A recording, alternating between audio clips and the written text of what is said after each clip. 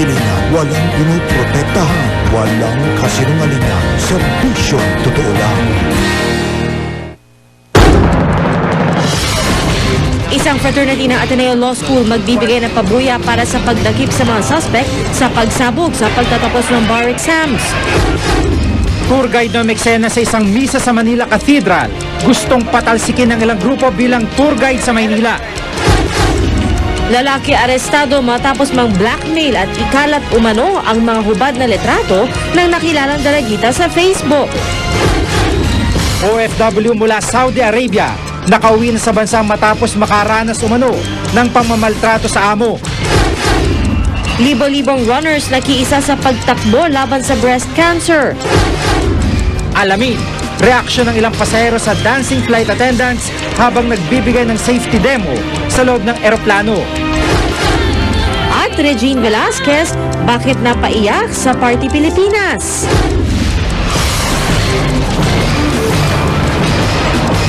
Mula sa GMA Network Center, ito ang 24 Oras.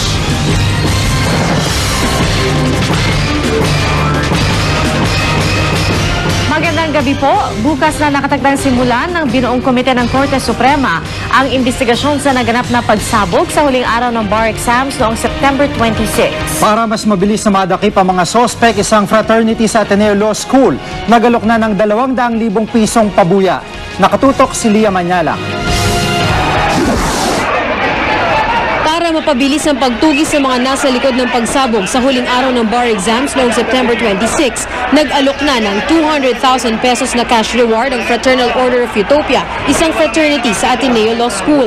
Act of terrorism kung ituring ng Utopia ang pagpapasabog kung saan 44 ang sugatan. First, to motivate people who have information to come into the open, to assist us in the identification and possible prosecution of the perpetrators.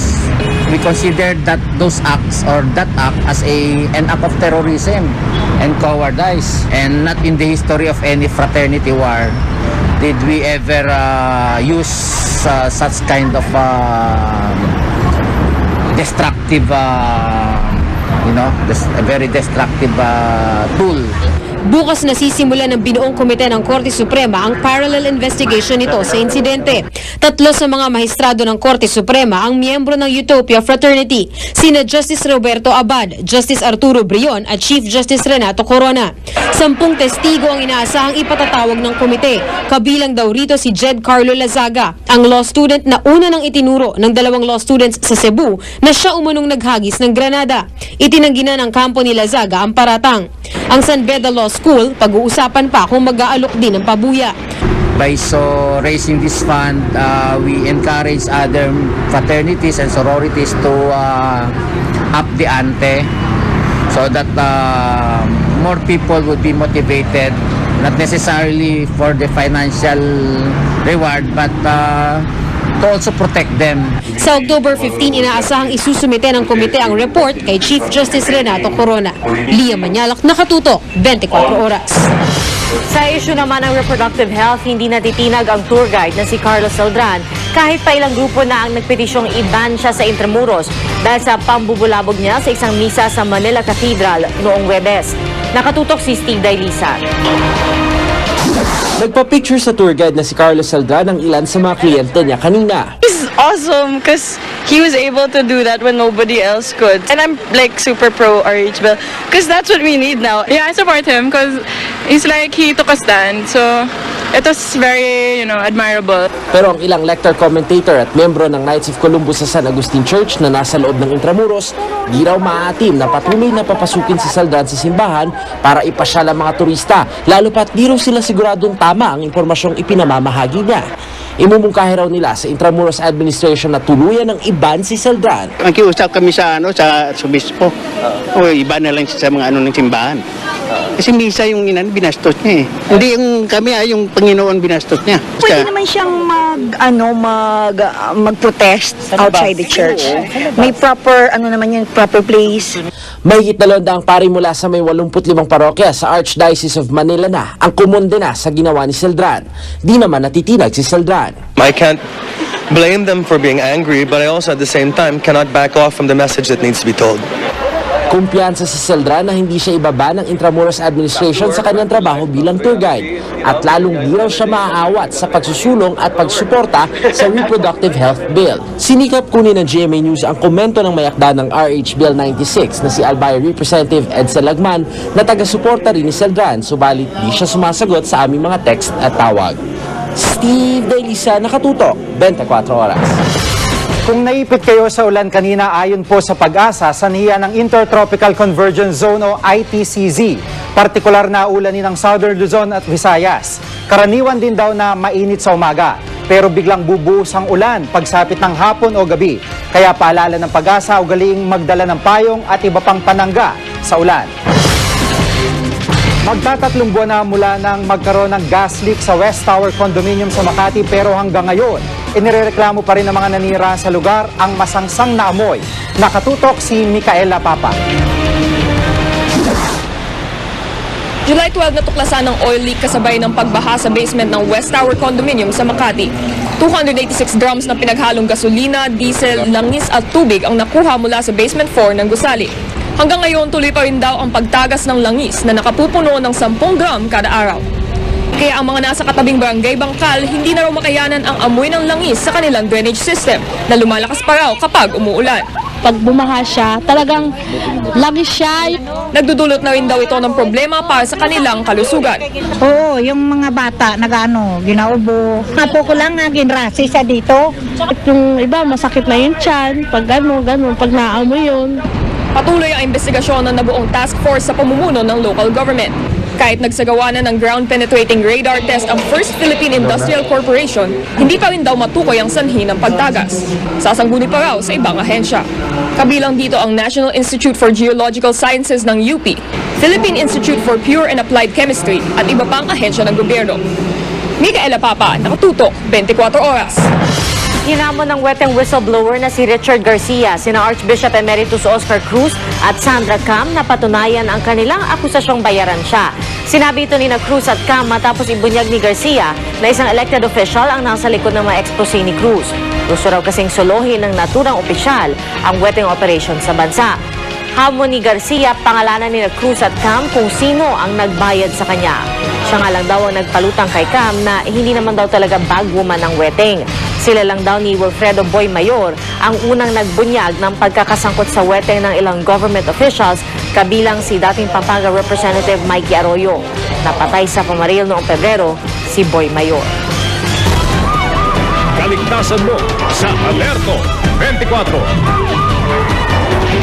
Babala po sa mga mahilig sa social networking sites, lalo na yung mga kabataan, huwag agad magtitiwala sa inyong mga makikilala dahil baka matulad kayo sa isang dalagitang nakita na lang mga hubad niya litrato sa internet. Si Ian Cruz, Naka-Alerto, 24. Sa MTV Station 8, tumulog ang 18 anyos na dalagang inatago natin sa pangalang Joy.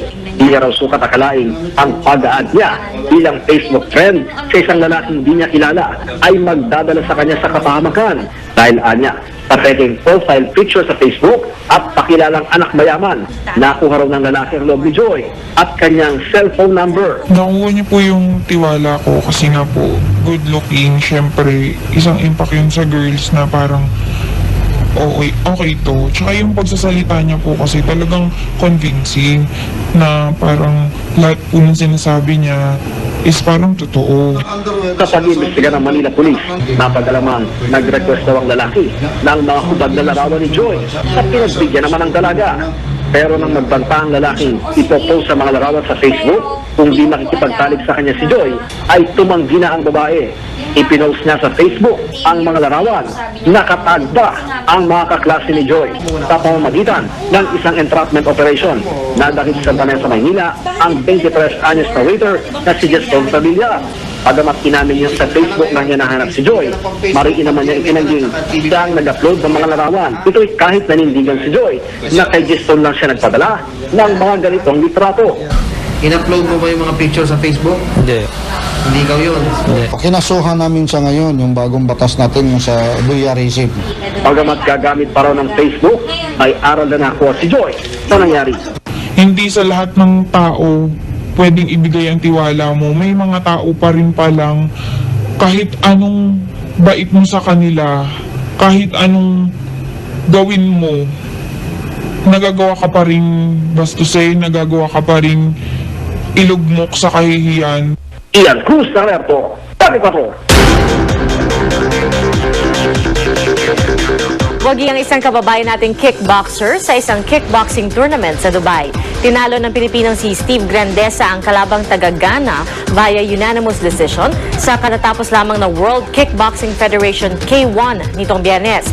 Siya raw ang kauna-nahang Pinoy na nagwagi sa kompetisyon. Ang mga litrato ay ipinadala ni Youth Cooper Marco Ruales. Balita naman dito sa Pilipinas, nakuna ni na Youth Coopers Emmanuel Aguilar at Dennis Gonzales na nasusunog ang bahay na ito sa Dagupan, Pangasinan. Sa kanilang video, makikitang tumatagos na sa bubong ng bahay ang apoy. Bukod sa mga bumbero, tumulong din ang mga residente sa pag-apula ng apoy. Nangamba naman si Youth Cooper Oliver Cruz para sa mga motoristang dumaraan sa kalsadang ito malapit sa LRT Anona Station sa Quezon City. Wala kasi itong tamang takip na posibleng pagmula ng disgrasya. Inireklamo naman ng ilang residente sa SSS Village sa Marikina ang hindi pa tapos na sidewalk sa lugar. Hindi raw makikita ng mga naglalakad at ng mga motorista ang butas na bahagi ng sidewalk. Ang maletratong yan ay ipinadala ni Youth Cooper Ogie Belido. Kayo po pwede pa rin magpadala ng mga video o letrato ng mahalagang balita, mag-log on sa www.uscoop.tv.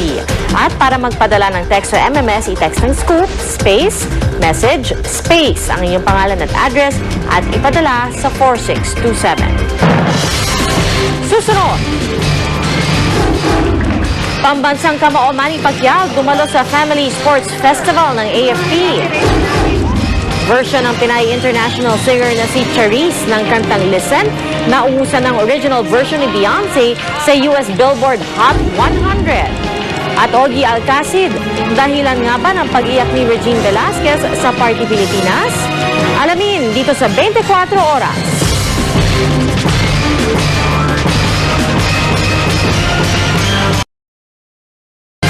Wala munang training ngayon ang pambansang kamao na si Manny Pacquiao. Dumalo ang kongresista at Army Reservist sa Family Sports Festival ng AFP. Nakatutok si Jamie Santos. Break muna si pambansang kamao at Sarangani Representative Manny Pacquiao sa kanyang training ngayong araw. Pinaunlakan niya ang imbitasyong maging speaker sa taunang Cavalier Family Sports Festival ng Armed Forces of the Philippines dahil maliban sa isa siyang Army Reservist, pare-pareho rin daw silang mga taga-AFP na mahilig sa sports.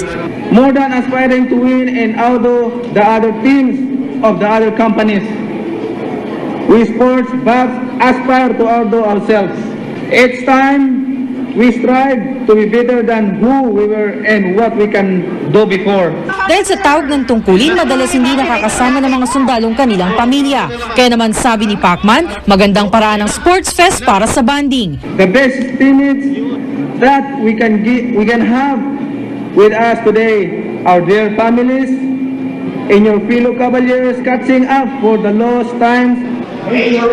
Binigyan ng AFP si Pacman ng isang plaque at cord jacket. May 7 A ang jacket na sumisimbolo ng kanyang 7 panalo. Maging 8 na kaya ang mga A na ito pagkatapos ng laban ni Pacman kay Antonio Margarito. Maraming salamat sa lahat ng mga kababayan ko. Sana lagi nila akong suportahan, especially this coming fight on November 13. Para po sa ating lahat po ang karangalan na to. Matapos makapagbigay ng mensahe, agad na bumalik si Pacman sa Baguio para makapaganda sa training na bukas. Jamie Santos, nakatutok, 24 Oras. Kaligtasan mo sa Alerto 24. Bilang pagkondena sa sinapit ng volunteer nurse sa Maguindanao na biktima ng gang rape, isang linggo magsusuot ng itim na armband ang mga nurse na miyembro ng Philippine Nurses Association. Sisimulan nila ito bukas ayon kay PNA President Dr. Barcelo o Teresita Barcelo. Bukod dito, magsasagawa rin sila ng iba't ibang aktibidad tulad ng Walk for Justice. Nakatakda ring bisitahin ni Dr. Barcelo ang biktimang itinago sa pangalang Florence sa Maguindanao upang personal na ibigay ang tulong pinansyal na nalikom ng grupo. Nagbukas na rin sila ng bank account para sa sino mang gustong magbigay ng tulong. 4 ang sugatan matapos mabangga ng isang kotse ang sinasakyan nilang jeep sa Commonwealth Avenue, Quezon City. Sa tindi ng banggaan, tumagilid sa gitna ng kalsadang jeep. Wasak naman ang unahan ng bahagi ng kotse. Walang natamong sugat ang mga driver ng dalawang sasakyan. Ayon sa investigasyon, mabilis daw ang takbo ng kotse. Nakainom rin daw ang driver nito. Naharap siya ngayon sa kasong reckless imprudence resulting in damage to property. Sugatan ng isang babae matapos makatakas mula sa isang lalaking nanakit sa kanya sa loob ng UP Diliman Campus. Kwento ng biktima, sinunggaban daw siya na lalaki, tinakpan ng bibig at kinalkad sa kalye kaninang hating gabi. Inuntog pa raw ang kanyang ulo sa asfalto. Nagsisigaw ang biktima na agad tinulungan ng mga dumarang estudyante. Agad na aresto ang lalaki. Paliwanag ng sospek, itatanong lang daw sana niya sa babae kung saan pumunta ang mga nakasalubong na lalaki na umano'y kumuha ng kanyang pera. Naharap siya ngayon sa kasong grave coercion.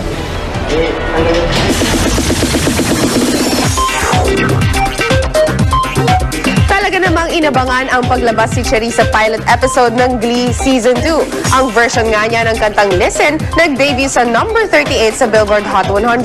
Nalampasan pa niya ang original version nito ni Beyonce na nag-number 61 sa Billboard charts nang unang lumabas ito noong 2007. Ang version naman ni Cherise at Lea Michele ng Lady Gaga original na Telephone nasa top 23. Ang parehong kantang kinover ni Cherise sa Glee ay pasok din sa top 20 ng Billboard Digital Songs chart. Regine Velasquez, bakit kaya naluha habang kumakanta sa Party Pilipinas? Tutukan yan mamaya.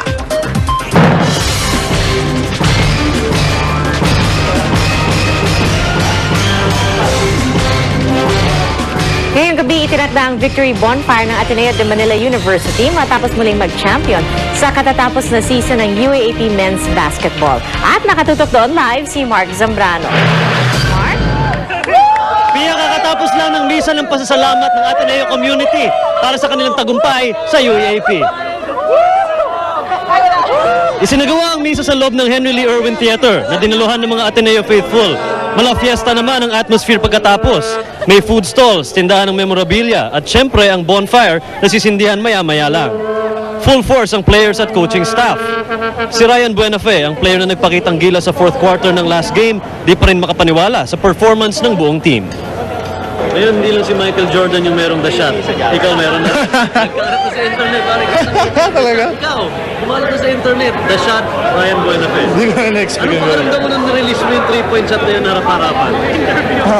Yung makuha ko yung bola yun. Gusto ko talaga makuha yung last shot na yun kasi inisip ko lang, sabi ko, pag na-shoot ko to, mag-champion kami. We played well when we had to. I mean, we really peaked at the right time. We were a good defensive team the entire year, but our defense really stepped up in the playoffs. Thank you very much. It really helps us a great deal to go to the games and know that we always have our supporters out there cheering us on, whether we win or lose. And we'll continue to work hard, particularly on the defensive end, to try to continue to bring winning teams. Thank you. Maya-maya lang inaasahang mas darami pa ang taong pupunta dito sa Victory Bonfire. Kaya pinapayuhan ng mga motorista na wag munang dumaan o iwasan ang Katipunan Avenue dahil posibleng masikip ang magiging trapiko dito. Pia? Maraming salamat, Mark Zambrano. Susunod,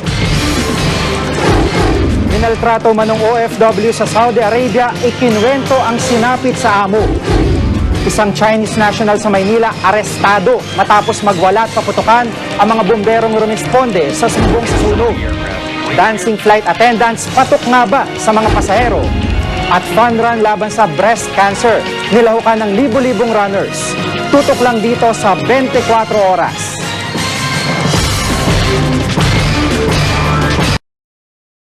Dalawang OFW ang nagrereklamong pinagmalupitan umano sila ng mga amo. Nakatutok si Mark Salazar. May black eye at tadtad na mga sugat at pasa sa mga braso si Juanita Palma na umuwi galing Saudi Arabia. Pinagmalupitan daw siya ng babaeng amo. Nagsimula raw ang pananakit nang minsang maubos ang kanilang inimbak na tubig. Sabi niya, kasi raw malakas daw akong gumamit. Una, sinabunutan niya ako. Hinila-hila. Sabi ko sa kanya, huwag mo akong sasaktan, madam, kasi hindi kasali sa kontrata ko ang pananakit. Ilang beses din daw siyang pinagbanta ang pupugutan. Meron din ako mga personal na gamit na sinira ko ng amo kong babae at saka kinuha niya. Sa halip na 1,500 rial o 17,000 pesos na buwan ng sweldong nakasaad sa kontrata, 800 rial o 9,000 pesos lang daw ang kanyang natanggap. Sa kabila nito na natili pa rin siya sa poder ng amo. Nagulat na lang siya ng isang araw ay sabihin sa kanya ng among dadalhin na raw siya sa ibang employer. Pero ang nangyari, iniwan daw siya sa isang travel agency para ibalik sa Pilipinas. 2 taon dapat mananatili sa Saudi si Aling Juanita pero matapos ang 4 na buwan, balik Pinas na siya. Naging emosyonal naman ang ina ni Aling Juanita sa sinapit ng anak. Sabi ko nga, siguro kung kaharap ko ang Panginoon Diyos, lumuhod na ako at nagmakaawa na ibalik sa akin ang anak ko. Malagim din ang naging karanasan ng isa pang OFW sa Malaysia na si Genevieve Humawan, tubong makilala North Cotabato. Ayon sa inang si Norma, umiiyak daw nang tumawag sa kanyang anak nitong Setyembre. Minamaltrato raw kasi ng amo. Dumulog ang kanyang ina sa GMA News para manawagan sa gobyernong iligtas ang kanyang anak. Humingi sana ako ng tulong para makauwi siya. Mark Salazar, Nakatutok, 24 Oras. Ayon sa DFA, sakaling mapatunayan ang pananakit umano sa OFW mula sa Saudi, maghahain daw sila ng kaso laban sa employer. Makikipag-ugnay naman sila sa Embahada ng Pilipinas sa Kuala Lumpur, Malaysia. Aga naman daw nilang pauuwiin sa Pilipinas ang OFW kapag napatunayang binubugbog siya ng amo. Samantala, libo-libo kasama ang ilang Kapuso Stars at Cancer survivors ang lumahok sa isang fun walk and run event kontra breast cancer. Yan ang tinutukan ni Dano Tingkungko.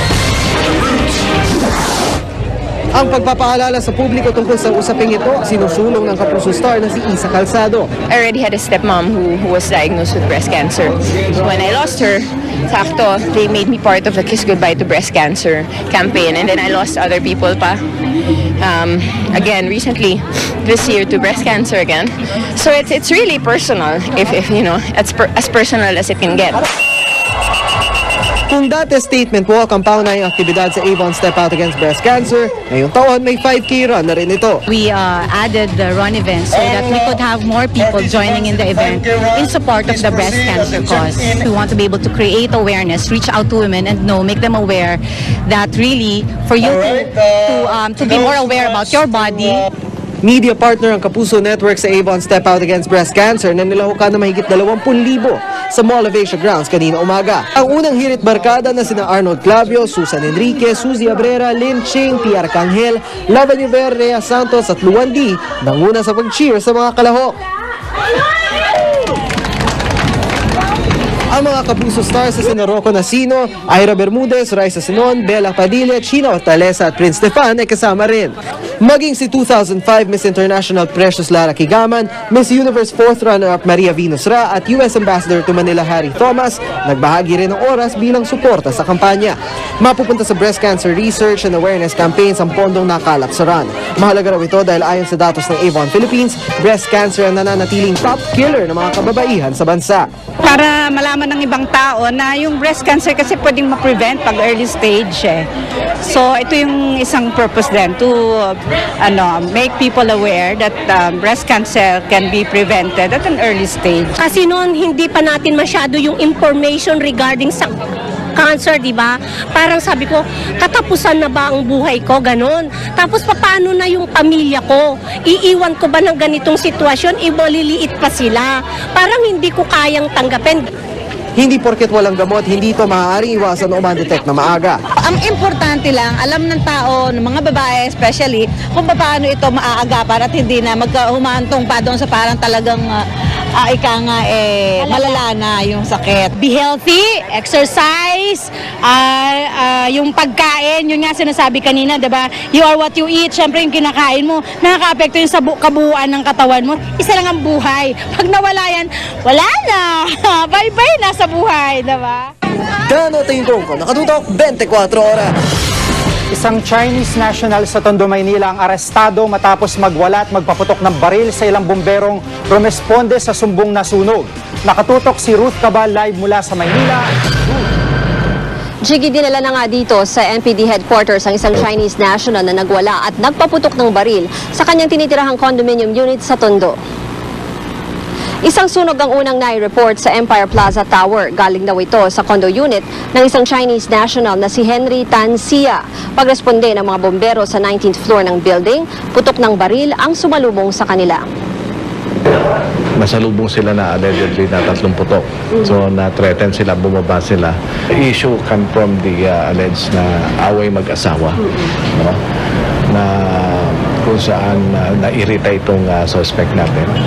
Na kung saan nagawa niyang allegedly na masunog yung mattress, a portion of it, na nakakall ng attention from the outside. Bukod sa mga rumesponding tauhan ng MPD Station 2, may mga dumating din daw na ahente ng NBI matapos silang tawagan ng isang kaanak ni Xia. Noong 2009 kasi na-rescue si Xia ng NBI matapos makidnap at hinga ng 20 million pesos na ransom.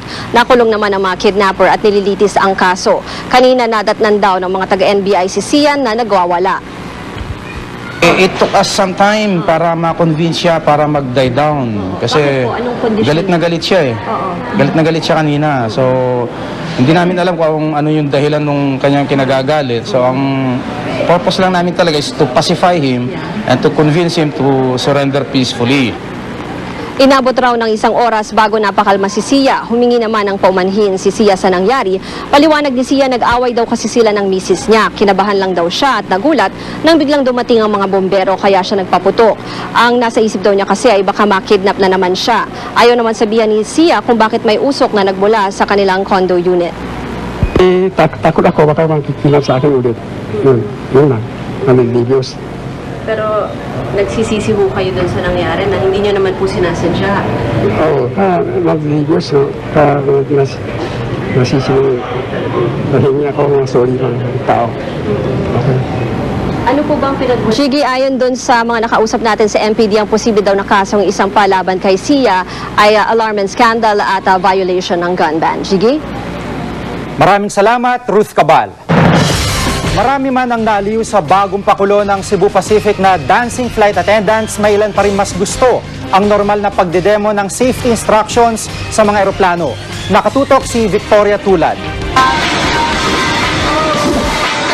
Kahit hit sa internet ang dancing flight attendants ng Cebu Pacific, hindi lahat ng pasahero ay naaaliw. Safety instructions daw kasi ang dinademo ng mga flight attendant, kaya dapat di raw ito ay dinadaan sa indak. Hindi decent yung pinapakita nila sa mga customer. Dapat mas kasi pangit naman tingnan yun. Ayon sa Cebu Pacific, layon daw ipakita ng dancing flight attendants na ang kanilang airline ay isang fun airline. Sa pagsasayaw, nakukuha nila yung attention ng mga tao doon. Nitong Huwebes lang ginawa ng Cebu Pacific ang safety demo dance. May mga positibong feedback naman daw silang nakuha. It's definitely eye-catching, tapos funny. So yung attention ng mga tao nandun sa nagde-demo. I think it's a good idea. I think it helps people pay attention to it since most people don't. I think it's a great idea, especially if the chicks are hot. Pinag-aaralan pa ng Cebu Pacific kung itutuloy-tuloy ang ganitong gimmick. Victoria Tulad, nakatutok, 24 oras. Susunod.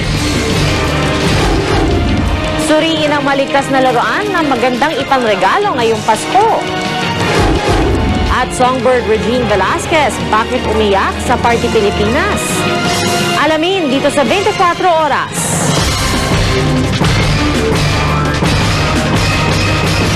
In your hand. Habang nagpe-perform kasama ang kanyang fiancé na si Ogie Alcacid sa Party Pilipinas kanina. Bakit kaya? Makiksika tayo kay Aubrey Carampel.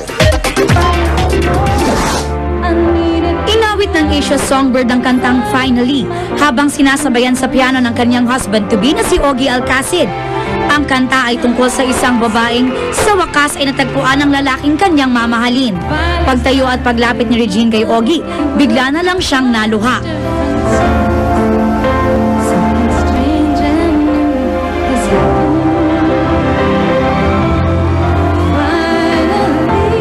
Sa nalalapit na pag-iisang dibdib ni na Ogie at Regine, di raw maiwasang makarelate sa kanta ang Asia Songbird. Pero kahit na umiiyak, tinapos pa rin ni Regine ang song number.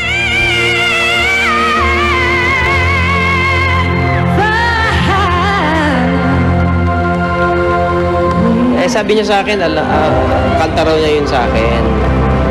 So, siguro na-touch lang siya dun sa kanta. Wala namang, hindi naman kami nag-aaway.